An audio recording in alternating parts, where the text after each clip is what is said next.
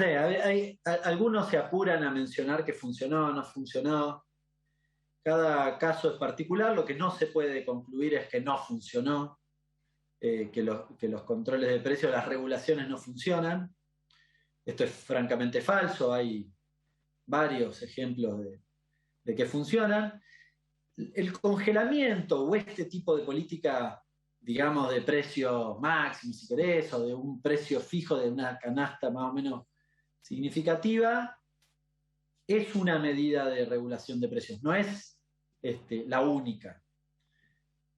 Con lo cual a mí me parece correcto que la Secretaría se la haya planteado como una herramienta para los próximos 90 días. En los próximos 90 días tendrá que resolver además cómo organiza el proceso de producción y comercialización para discutir, más allá del congelamiento, cómo se van a mover los precios, ¿no? Ahora, yo claramente soy regulacionista, pero ¿qué característica tiene la economía o la evolución de los precios en este momento, que para mi forma de ver es un abordaje correcto? Porque está claro desde la heterodoxa, salvo los liberales que creen que la única causa de la inflación es la emisión, todos los demás creemos que tienen varias dimensiones. Y entre ellas, por ejemplo, en esta etapa tiene peso o mucho peso la cuestión de lo que podríamos llamar inflación internacional, el precio de los commodities y demás. Pero particularmente en la economía argentina, yo diría desde octubre del año pasado, es decir, el momento donde empieza a recuperarse parte de la economía, pero particularmente desde febrero de este año en adelante, hay un proceso de disociación entre los costos de producción y la inflación, ¿no? Si uno lo ve, la inflación sigue así y los costos, si querés, o el tipo de cambio, por ejemplo, hacia así. Entonces, por ejemplo, la evolución del dólar entre febrero y septiembre fue del 10%, mientras que los precios al 27%. Las tarifas lo mismo, combustible lo mismo, salario lo mismo. Es decir, en el precio, en la evolución de los precios, hay un componente adicional que no está explicado por la evolución de los costos y que mejora la rentabilidad empresaria. En esto nadie le puede decir que no. Nadie le puede decir que no. Los balances además así lo demuestran. Ahora, alguno puede decir, bueno, eso es producto de las expectativas. Bueno, mi mirada no Y muy sí, técnica es es, producto de las expectativas, Hernán. no, las expectativas es la pindonga. Yo también tengo expectativas. Y mi expectativa no está en el precio, está la de los formadores de precios. Es decir, todos tenemos, mi expectativa es ganarle a la inflación. Y la expectativa, evidentemente, del que tiene peso sobre la formación de precios es remarcar por encima de la evolución de los costos. Entonces, esa expectativa de ganar más guita, que está bien, ¿eh? Digo, acá no hay ni bueno ni malo, está todo bien, pero esa es la expectativa. Porque si pretenden plantearnos, hoy estuve en un programa que sugería que después de cada El- proceso electoral hay una devaluación o sí, los precios se van al demonio. Y claro, entonces explicaba y decía, bueno, eso no pasó en el 2019. Uy, bueno, en este no lo sacamos, decía.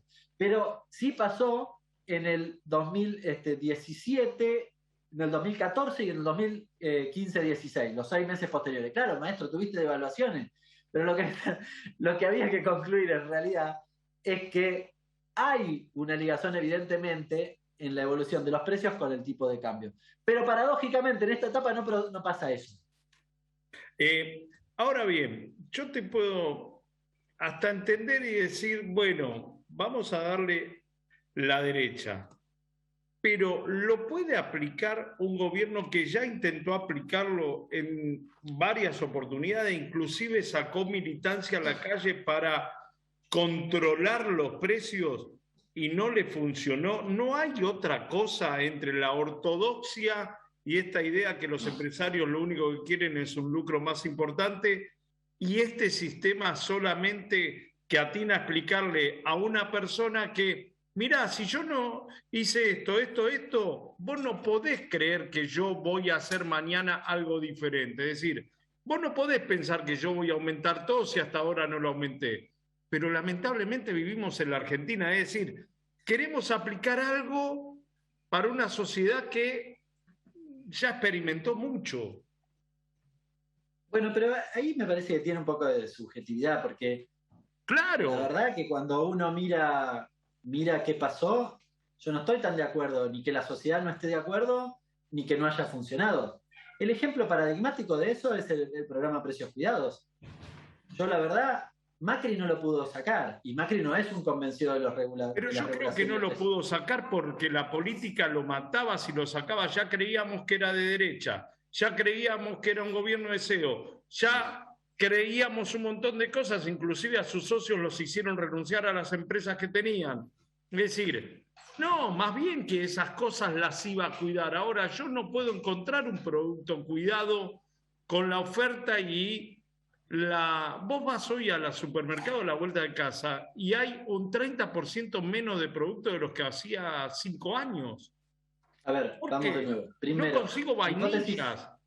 Mi hipótesis es distinta. Mi hipótesis es que Macri no lo sacó porque los focus group le decían que la sociedad sí lo percibía bien.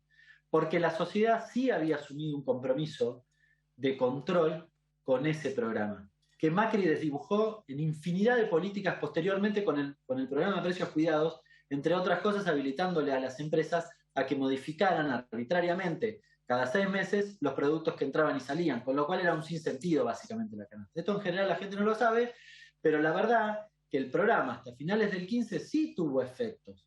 Y básicamente lo que permitía era, el objetivo de ese programa no era una canasta de productos baratos, era un programa que hacía intervenía de una forma en el mercado. ¿De qué forma? Y con productos que tenían que ver, digamos, cuyo precio era una referencia. Anclaba una expectativa. Che, tengo un tomate de 50, no voy a comprar uno de 80, por ejemplo. Exactamente. Y entonces, si vos, por ejemplo, en el mercado de gaseosas incluías la Coca-Cola de 1,5 litros, que era la que más se vendía, difícilmente el resto de los productos quedaba fuera. Cambiemos qué hizo, la reemplazó por Cunnington. Cunnington representa el 1% del mercado. Básicamente desdibujó el programa.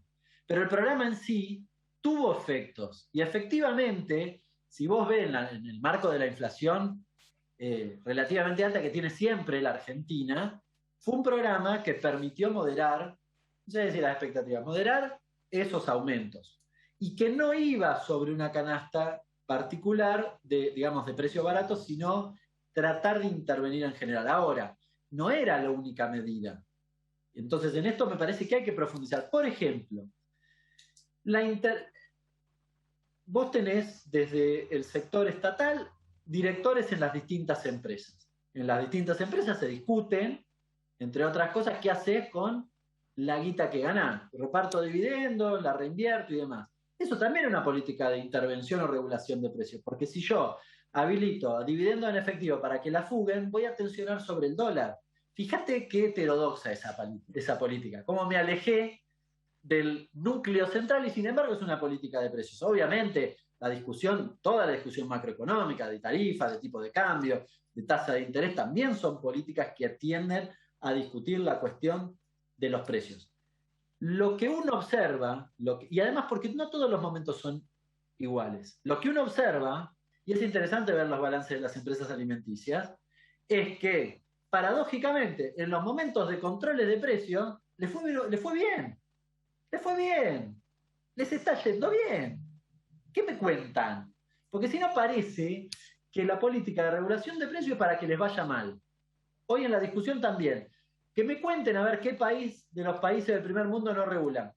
Que me digan uno, que no regulan a las grandes empresas. Porque el problema es que cualquier país europeo, por ejemplo, también tiene un oligopolio. Lo que pasa es que están regulados y nadie cuestiona que así sea, al contrario. Porque es en defensa de los consumidores. Yo sí creo que quizás en la Argentina falta, y es un proceso tal vez más largo, es cierta conciencia del consumidor. A la par esto no significa ni responsabilizarlo de la cuestión de la inflación, ni eximir de responsabilidad a distintos agentes. Ahora, en Israel aumentaron el precio del queso y salió la gente a movilizar. Acá tenemos cultura de movilización, pero suben el precio y no lo hacemos. Es bastante, y además, el diario te dice que es culpa tuya porque pediste aumento de precio o del Estado porque puso impuestos. Bueno, está como muy distorsionada, esta palabra que tanto le gusta a los ortodoxos, está distorsionada la discusión, está distorsionada. Si alguien me explique de los grandes oligopolios cómo forman el 3,5 o el 2,9 de aumento de los alimentos el último mes, que me lo expliquen, que justifiquen cómo aumentaron los precios. Si no, es un sinsentido. Si no podemos dar esa discusión, la verdad, y parece difícil. Y la verdad que yo veo que antes de dar la discusión, la Copal te saca un comunicado y te dice, te voy a desabastecer. Vale, es extorsión. Eso se llama extorsión. Eso se llama extorsión, lisa y llanamente. Hernán, te mando un gran abrazo y gracias por tu tiempo, como siempre. Abrazo grande. Gracias.